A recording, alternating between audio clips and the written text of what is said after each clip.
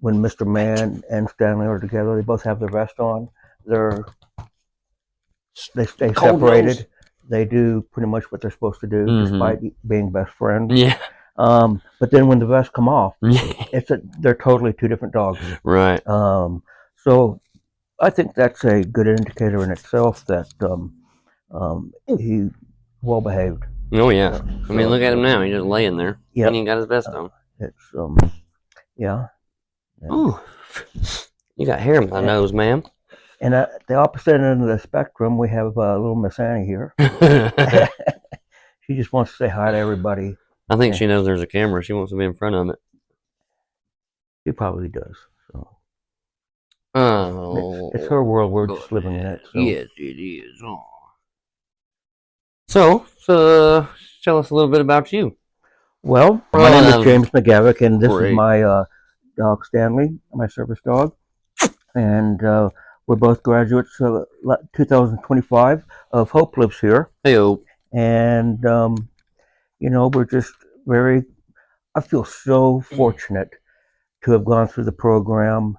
I've learned so much, not only about service dogs and what have you, but about myself, which has been really important. More about myself than I could have gotten seeing a counselor or going through therapy or something like that. Really? I think so because it was more human, more. Not so business relationship. It's real life.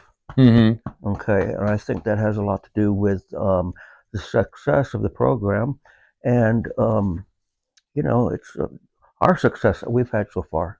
Yeah. So it's I feel that I've a little different than I was when I first got here. So You don't say. And so I'm very grateful for that. So what was the what or when was the I might need a service dog or when did that what was that light bulb moment? when I first was when it was first recommended, or Yeah. well, I had gone to my primary provider for my yearly checkup and everything like that, and she had suggested, you might want to consider getting a dog. Um, and so I thought about that. Then I brought it up to my counselor, and she thought it was a great idea. And then she gave me the pamphlet that you guys provide, or your old pamphlet. Oh, the brochure. Yeah, brochure, Mhm. brochure. And so I initiated the step of filling an online form out, and next thing I know, of course, there's some hoops to jump through, Indeed. Which I think are a necessity. Mhm. Paperwork and what have you, it's important. Um, and I've never looked back. So it's I'm curious what your initial you did the enrollment request mhm, and then you heard back about the meet and greet. mhm. What was your assumption or how did you think it was going to go? Because I'm often Okay. curious how people think when they come in. There's two parts to that. First, when I was in a group, some of the guys found out that I had applied online for a service dog. Mm. And then a couple of other guys, well, I want to do that too. Okay. And so they did. Okay. And they were at the meet and greet too. And I was like, oh, great. I do remember that. And so I was kind of nervous, like, I'm not here with them. Okay. I don't know these guys, but I do. But then there's a Hope Lives Here part that what you guys did a great job of is explaining how it works. It was a great introduction. Anyways, Hi. um, Hi. I thought it was very informative. Help! Help! Attack of the Dogs.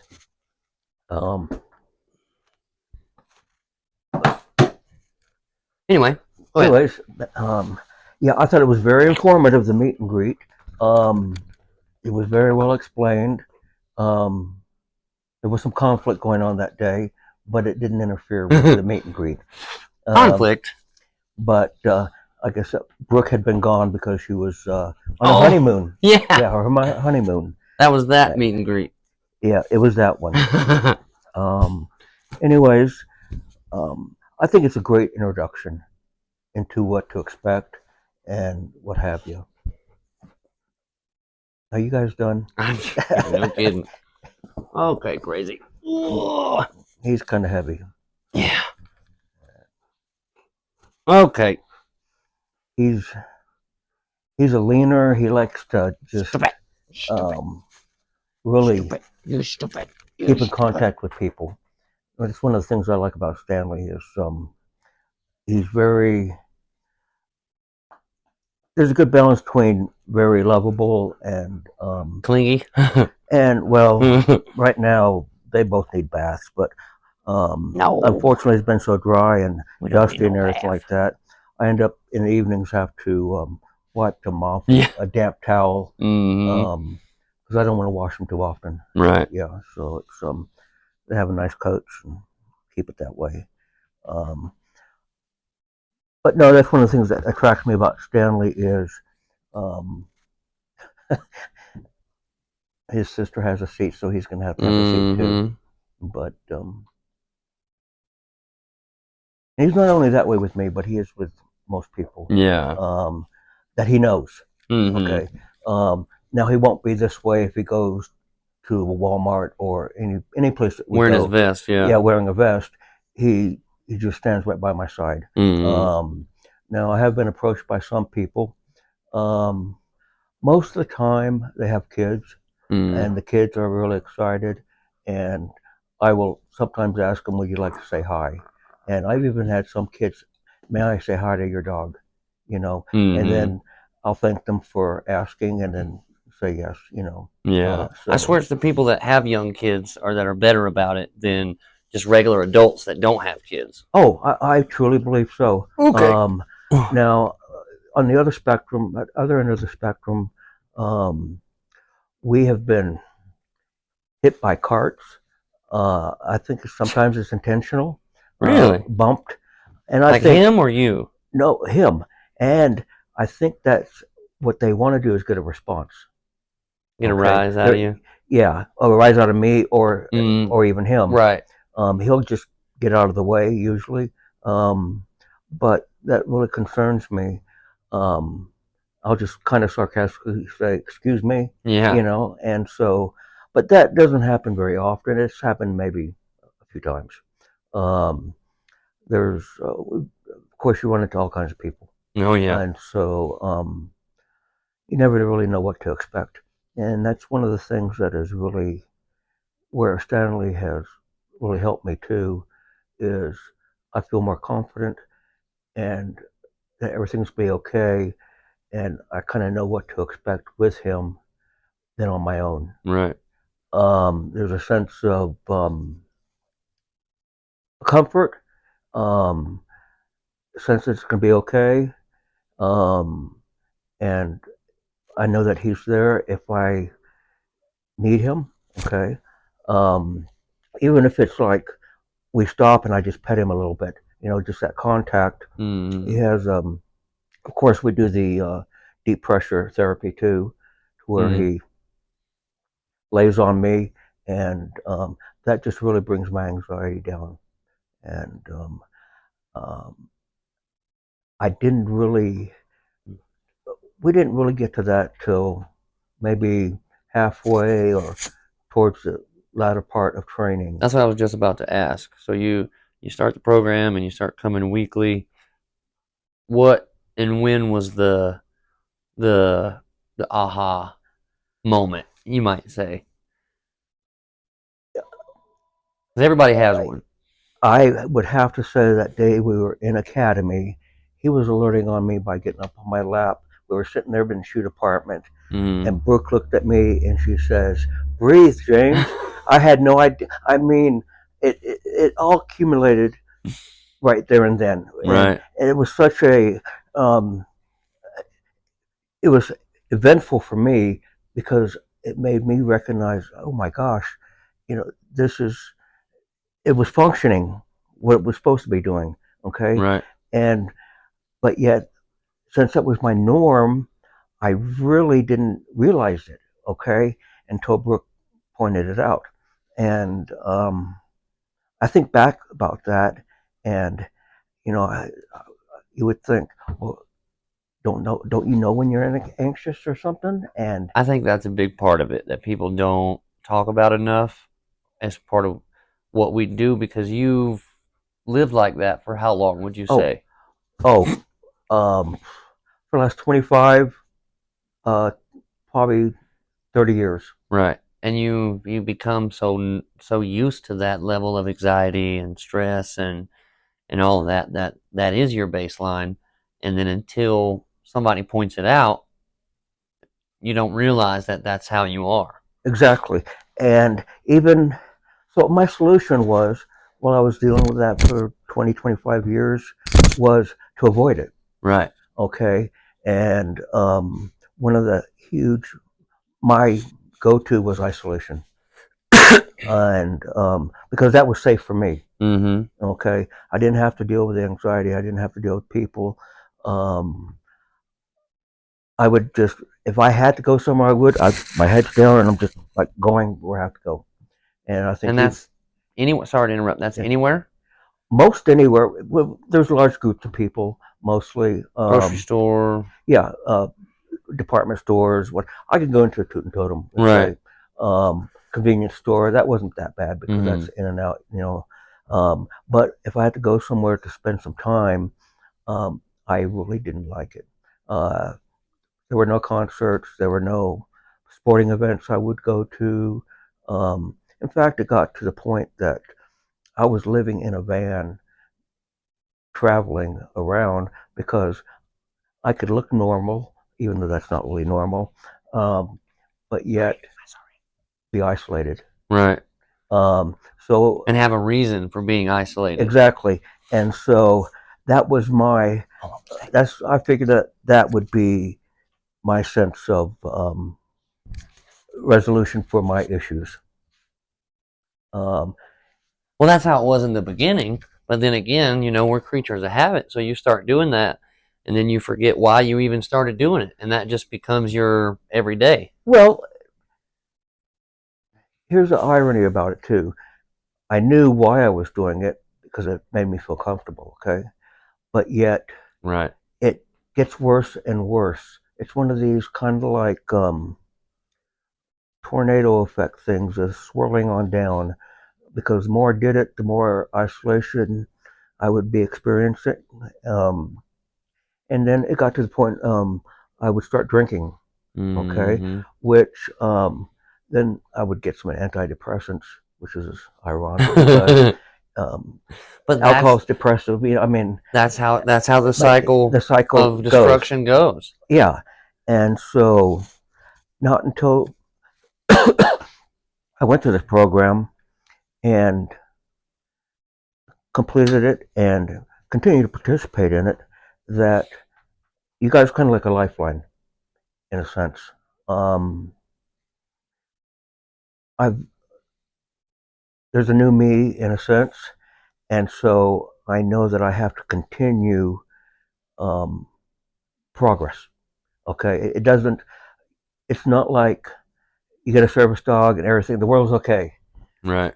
and you have to keep moving forward, um, and that's okay. That's another big thing that I learned. It's okay. Right. To Um, not be okay. it's okay not to be okay.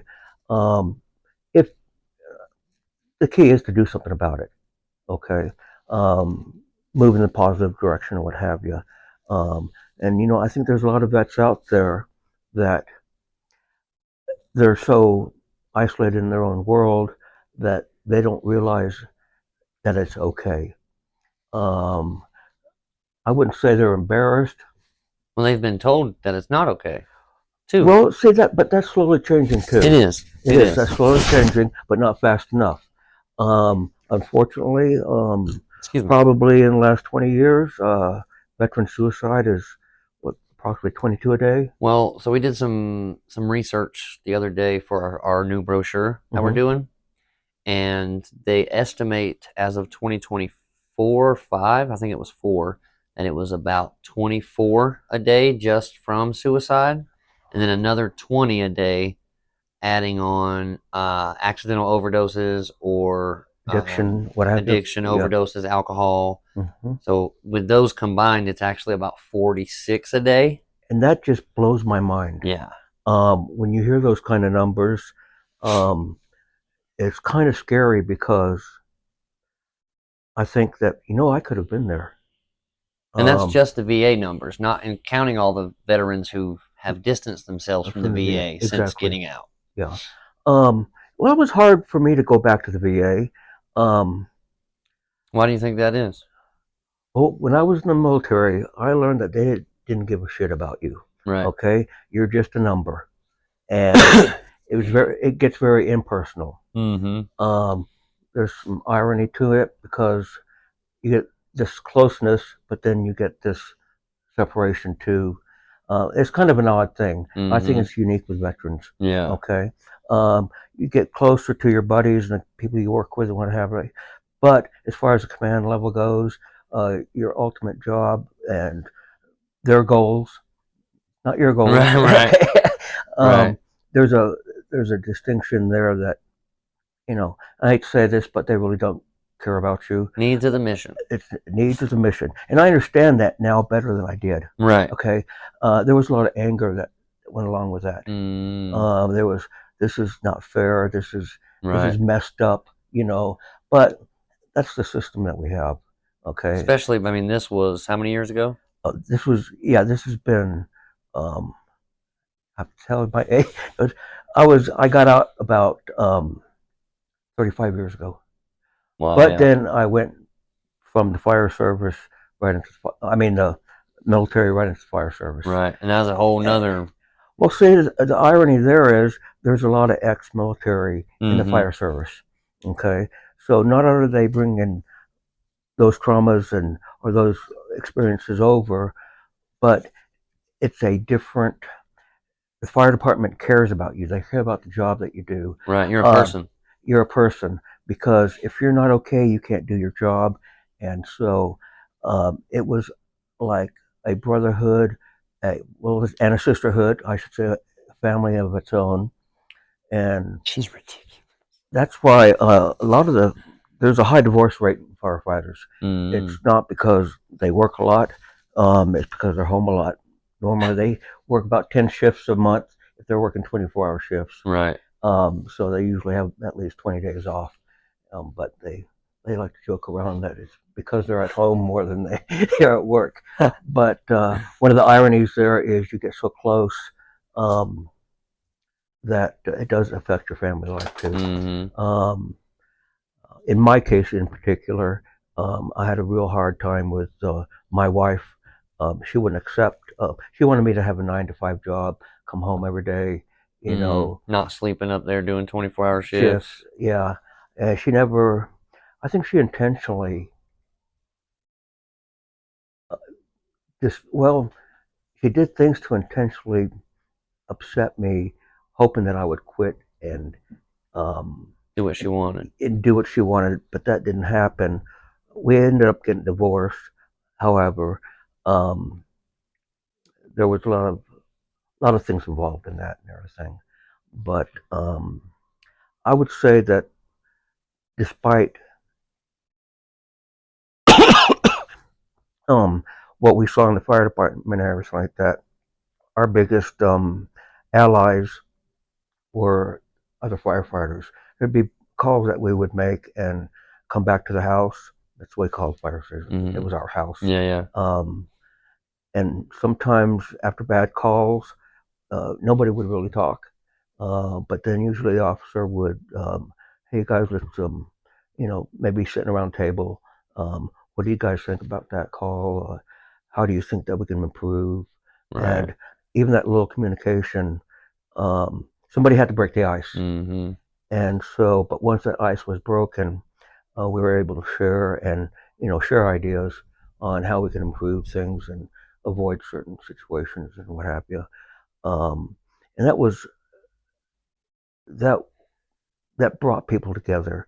In fact, we were so close that one of the big indicators at the firehouse, if a crew is not getting along, they stop eating together. Mm-hmm. And even though it sounds really simple, but it's traditional, and it's because it's your family, Right. okay, for And you're 24 there. hours a day. Mm-hmm. And so when a crew stops eating together, they'll have a shakeup, and that's a big indicator.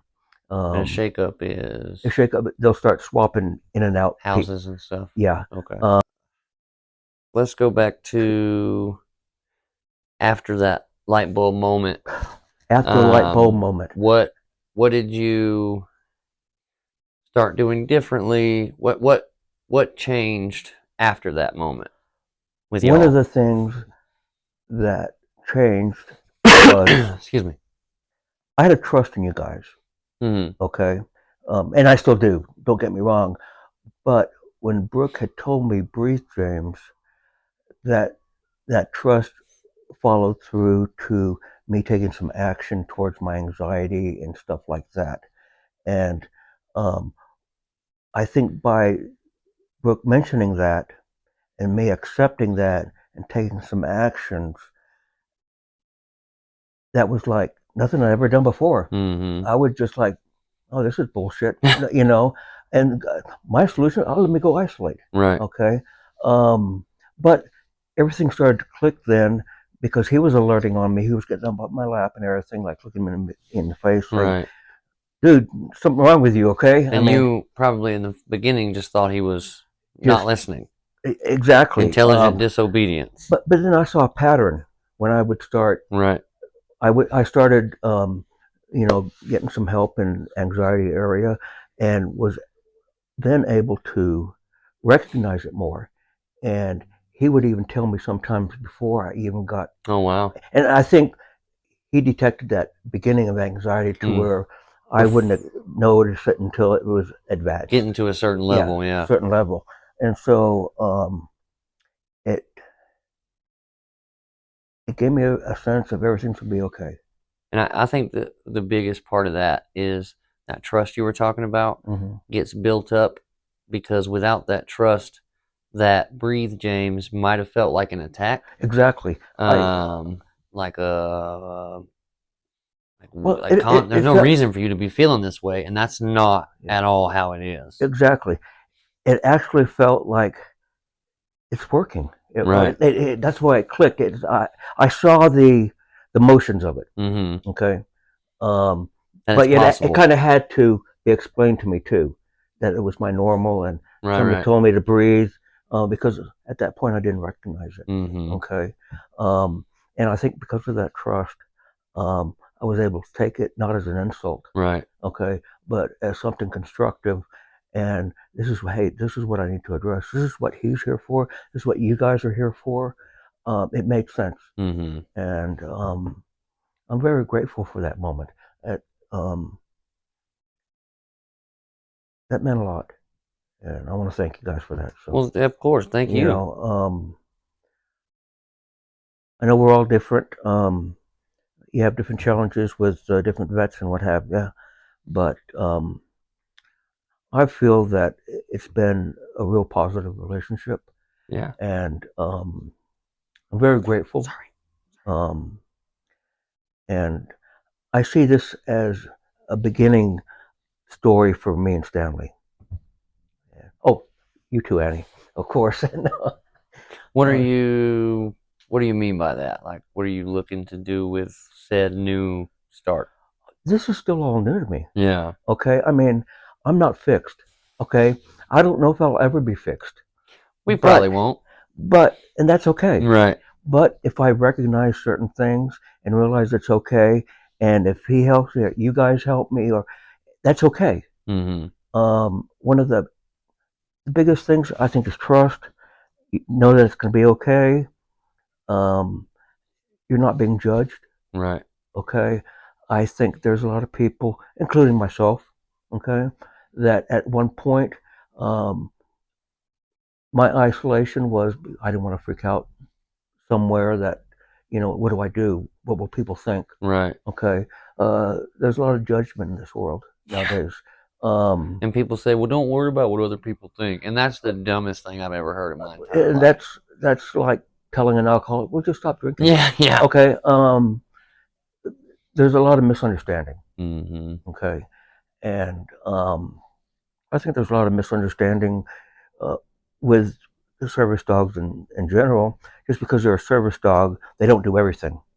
Right, Okay, I think one of the unique things of this program is that you train together with your dog and are able to work on what your particular issue is or concerns, and you become a team, and there's that bonding there that is right. very important. Um, it's even it could be as simple as I think he knows that I'm hard of hearing. Okay, so I, but no, he addresses my needs specifically, and I think there was almost like a miracle, or there was some kind of magic. There's something there Oh yeah, that I can't really describe. and I can't either, Okay, honestly. it's I think it's a If I didn't see it every day, I wouldn't believe it. yeah, it's a combination of things. I think it's trust. I think it's bonding, a sense of calmness. Everything's be okay. Um, this is normal. Right. Okay. Um, people see and do things, and one of the things that happens with vets and first responders and everything, what we do and what we see is not normal. Okay, No. um, by any means. And one of the unfortunate things, I don't think those issues are addressed um, once you come out of the military, or for being a first responder, retire, or whatever. There's nothing there to address that. Mm-hmm. Um, while I was in the fire service, we'd make bad calls and stuff, and eventually, like I said, we had talked about it and everything like that. But on the really bad calls, sometimes they'd call us down to Central and put us in this big room all in a circle, and they'd have a psychiatrist come in. Oh wow. And so psychiatrist would come in there With and like sit. deaths and stuff like that on the calls. Oh yeah, I mean some tragic, a lot of things with deaths and kids, and Oh. just things that Mm. just went wrong. I Yeah. mean, one thing after the other, Well, and it's like when I was in the mortuary business, it's like you have to understand all you see is the bad. yeah, You don't see none of the good. So it's really easy to get disheartened or get kind of the wind sucked out of you because all you ever see is the bad. and that accumulates. I mean, Mm-hmm. it's still there. It doesn't really go Right, away. right. Okay, and then something else happens, and It's like something else. rollover minutes. Yeah, it rolls over. Um, but like I said, they'd call a psychiatrist in, and I can remember this last time I did that down at Central. Um, we'd all just sit there, and she'd say something. How are you guys doing today? Nobody would say anything. Um, and we'd sit there for an hour, and nobody would say anything. She'd try to Yikes. initiate conversation, but there's something about you as a firefighter. You don't understand until you've been there. It's that trust thing. It's that trust thing. And where Because when that you're trust really comes from is if you're on a call, say we make a fire or whatever, okay, you're going to trust that guy behind you. You don't even have to ask or anything like that, right. okay? And that goes vice versa. Mm-hmm. And there's certain or unread rules, and that builds a camaraderie. Um, and so some of the things we saw also, people don't comprehend. I mean, Mm-hmm. because they don't go through it. Right. Okay. Fortunately, uh, we wear protective gear, what have you. That's fine and everything.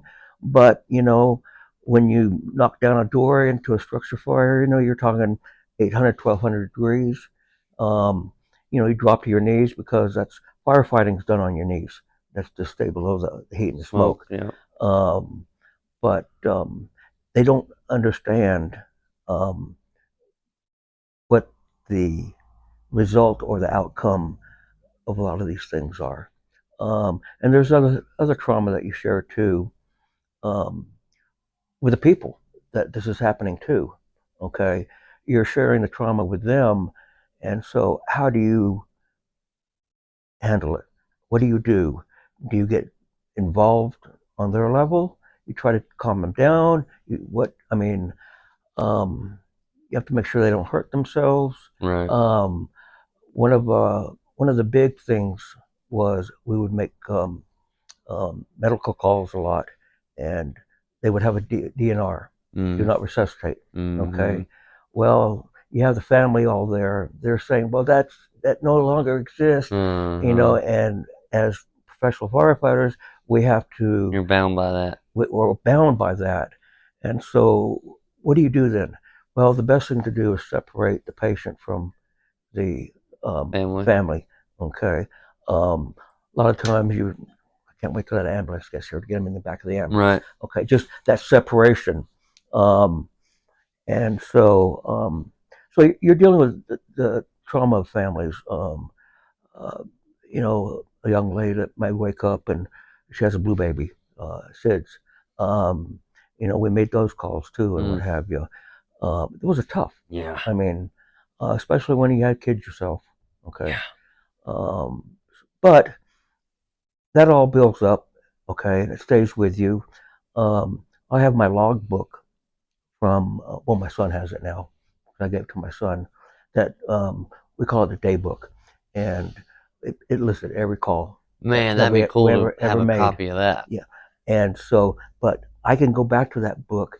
Like from day one, I can tell you about every one of those calls. I can Really? tell you the details about them, and it wasn't quite a decade, but a little over 9 years. That's I call it a insane. decade. Really? It's Yeah. close enough Tomato, tomato. um, when asked. But for that period of time, I could pinpoint every call. Say, yeah, I remember what happened there. Wow. And if you think about it, that's bizarre. That is insane. That's insane. Yeah. That's not normal. No. Okay, but that what that tells me is I'm carrying a lot of stuff with me. Yeah. Programs like this that allows me to, I think, through the process, I've figured out it's okay. There's that sense of trust.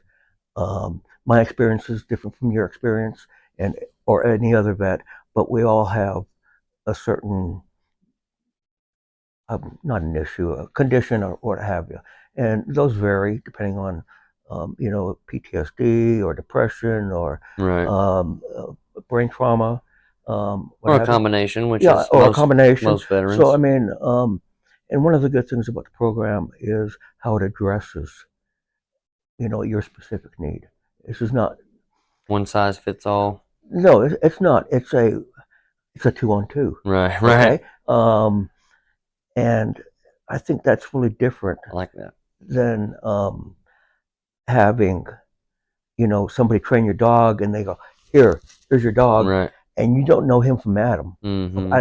I after going through the program, I just can't see how That that's seems done. asinine now, doesn't Yeah, it? Yeah. I mean, of course, when I got here, I figured that's the way it would be. Right. Okay, because why? I can't tell you why. I just, That's just what most people yeah, assume. That's how most of them work. I knew nothing about the program or how it worked, and I think that was to my advantage.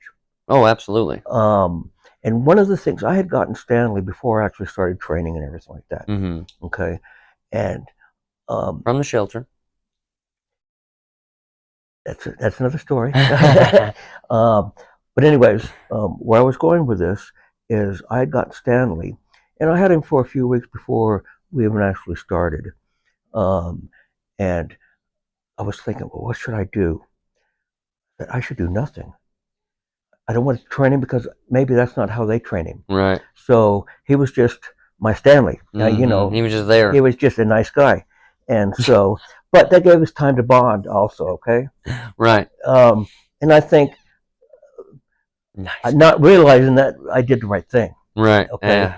Um, Because then we don't have to unteach him the ways exactly. you did and then reteach him. And so I approached the program as, okay, I know nothing.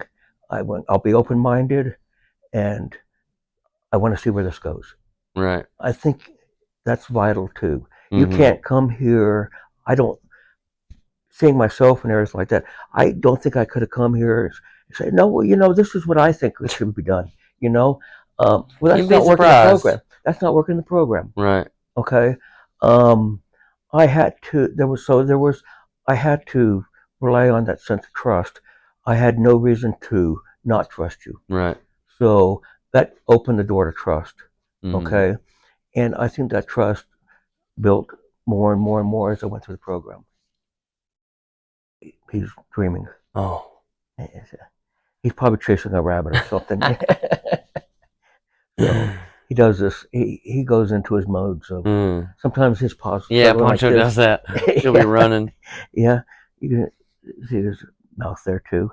Mm-hmm. Maybe he sees something that he doesn't like, Oh yeah, he's barking. gruffing at it. Yeah. Yeah. So um, he's Sorry. no, he's quite the character. Um, and one of the things, anyways, back to the program. Throughout the program, I was able to keep that door trust open. It was very important for me. Um, and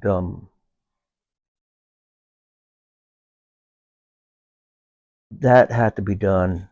There was nobody else that can do that except for myself. Keep that door Right. open, Mm-hmm. okay. And with my past of isolating, what have you, that was probably one of the hardest things for me to do. Yeah, I can Okay, imagine. the program. There were times it was intense, and there was times that this was easy. A lot of it, he made it easy. Yeah, yeah, Okay, absolutely. um, but there were some intense times, but those times were about me, okay, and I had to acknowledge that and keep that door open. It's like I tell people, we don't train dogs, we train people. But if we put that on the billboard, nobody would come in. Exactly. Um, so it's been a real learning process for me, and it's been very positive for me, and it's changed my life in so many ways that I continue to want to see those changes. And that's what I wanted to ask you about. How does life look different now that you've graduated and we're almost a year? I mean, at least 6 months removed from From graduation, graduation, probably yes. almost closer to a year. What Hmm. does it? How does it look different now compared to before you started the program? There's been a weight lifted off my shoulders. Um, and that weight consisted of not trusting, uh, not thinking that everything's going to be okay. Um, it's one of the biggest things I've learned when something happens is to pause. I know that sounds, well, that's easy, Yeah, but my really natural not. reaction is to respond. Okay. And so, unfortunately, not always in a positive manner. Yeah, yeah, Okay. absolutely. Um, but not always in a bad manner either. Um, but one of the biggest changes that I have seen in myself is the ability to do nothing and say, okay, what's going on? And I think back, it's a lot of the thinking, the same thinking that I did on the fire department. Because when you're on the fire department, okay, you got a call, this is a problem, this is a solution. Mm-hmm. And we used to be able to calmly go through that. Right. It's all the other crap after that because if you go there, you know, don't know why you're there, you don't know what's going on. So we broke things down to make it as simple as possible. Okay, you make the call, you get there. This is a situation. You do an evaluation, and you take these actions. Period. Well, that's because they trained you on that. They didn't train you on how to deal with it after Afterwards, exactly. And but I think that's changing also in the fire department. in the fire department. Good. Um, and I think there's different things that have actually helped that. One of them is the series Rescue Me, Mm-hmm. because that was not necessarily about firefighters making calls. It was About the mental health and the mental health. mm-hmm. Actually, like, do you know the short chief that was? Mm-hmm. He was actually a retired New York City firefighter, a Yeah, for chief. around 9/11, he was there for Yeah, all that. yeah. Mm-hmm. So he was actually a retired firefighter, and and by introducing him into the picture, it brought some reality to it. Right. It's the only show that I've ever seen. I would sit there and like, oh my gosh, that's just like it is around the firehouse. I mean, the calls were like, Hollywood kind of TV, stuff. Yeah, yeah. the TV and everything like that. But around what happened around the firehouse and what the guys had to deal with, um, you know, Tommy, the main Main character. character, they would always do these flashbacks of the dead people. Mm-hmm. They always be following him, Yep. and those are kind of like they're always with you. Mm-hmm. Okay, um, so that was probably one of the shows that really helped um, Show the other side. show the other side um, that that people don't see Right. and what have you, and so it's been a learning experience. Unfortunately, it took me so many years um, to be able to trust, open that door, um, to say it's okay, um, and that you're not alone. Right. Um, I think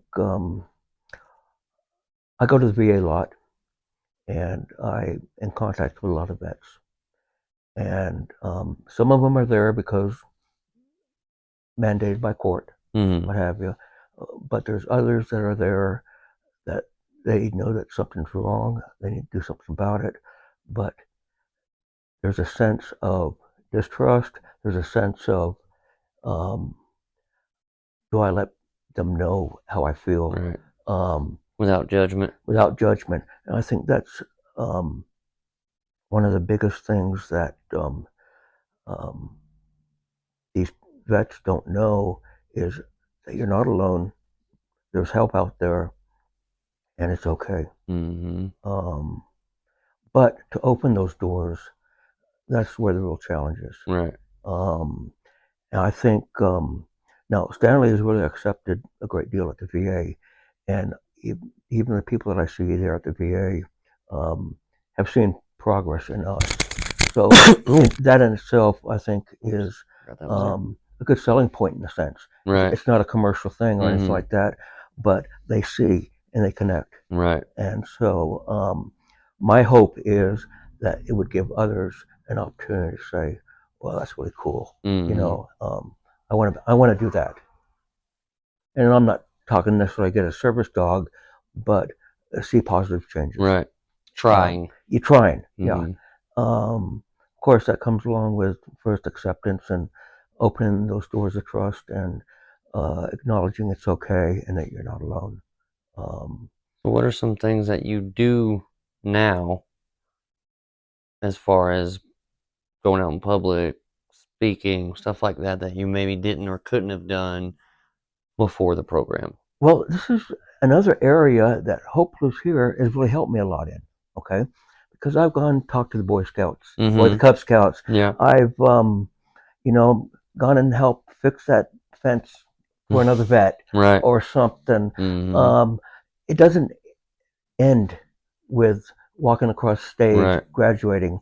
I see that, and I think that there's a follow through that's very important, not only for the success of Hope Lives Here, but my ongoing success. The Okay, team. Mm-hmm. because I see this as a start.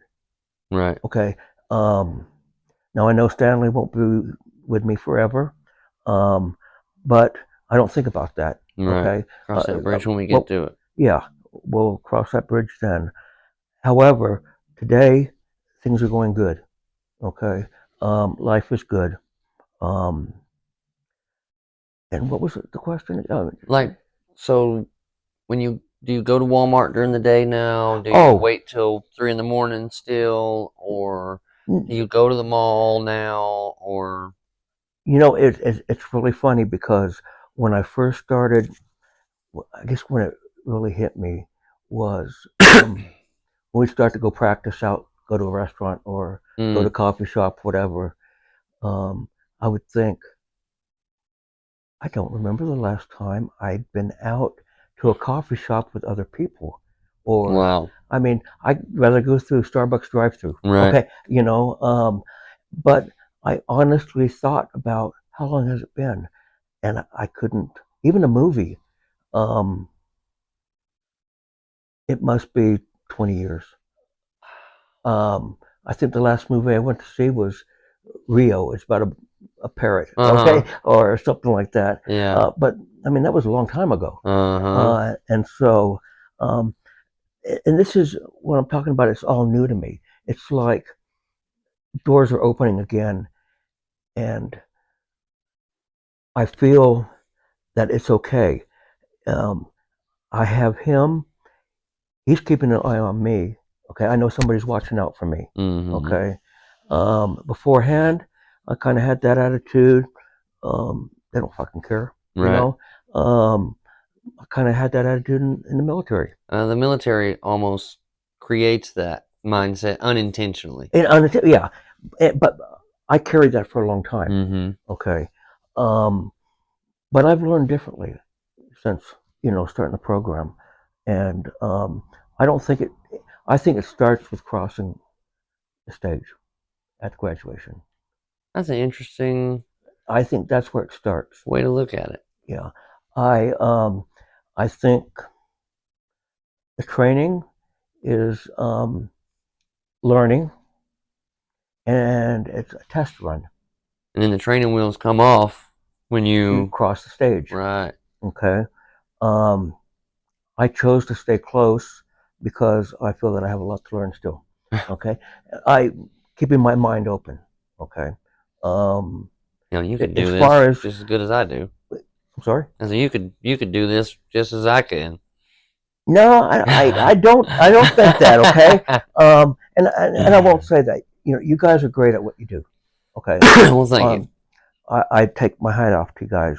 Um, but I know that there's ways that I can contribute. Okay. Absolutely. And so, in return, it's showing some gratitude. Um, and there's actually a lot more in it for me than you guys see. Mm-hmm. It's that participation. It's that I've Giving learned back. to giving back makes me happier than Mm. receiving. Right. Okay.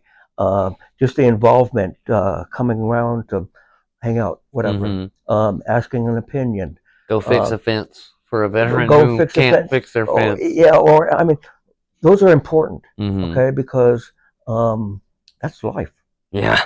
okay. Um, and I took myself away from life for years and years and years because that was easy for me and I felt safe, Mm-hmm. okay. I didn't have to trust. And so, and what really helps in the trust area too is the relationship that comes along between your dog and yourself. That bond, um, I can't really describe it. I Mm-hmm. mean, it's I think that's the secret ingredient, if you yeah, will, to it's like what we do. exactly. Um, and so I'm very, very fortunate. I feel, um, but at the same time too, um, I don't brag much or anything, but I had to do some work on my own myself.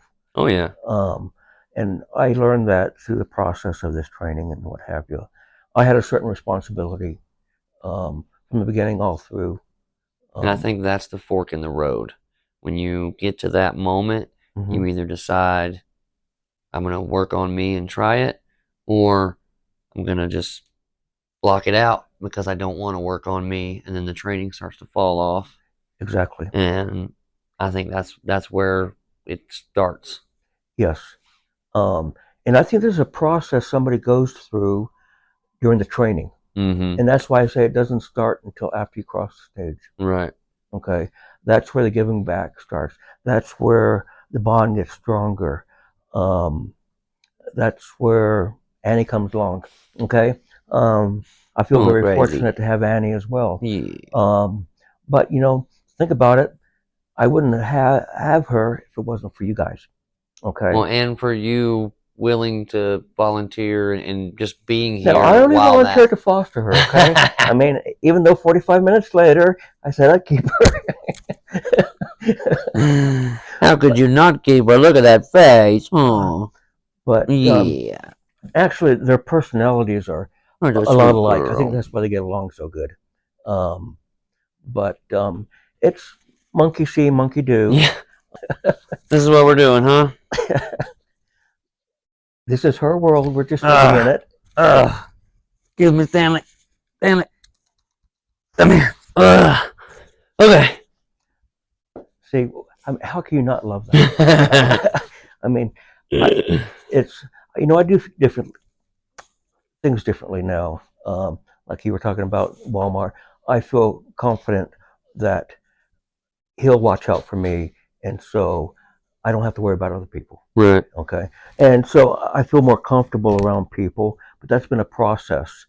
And things like going talking to the Cub Scouts or the Boy Scouts, whatever they were, Mm. um, I can handle that because they're kids. Mm. Okay, I mean, um, actually, that brought me back to the fire department because we used to go to Oh yeah, schools yeah. and give presentations to kids and everything like that. Mm-hmm.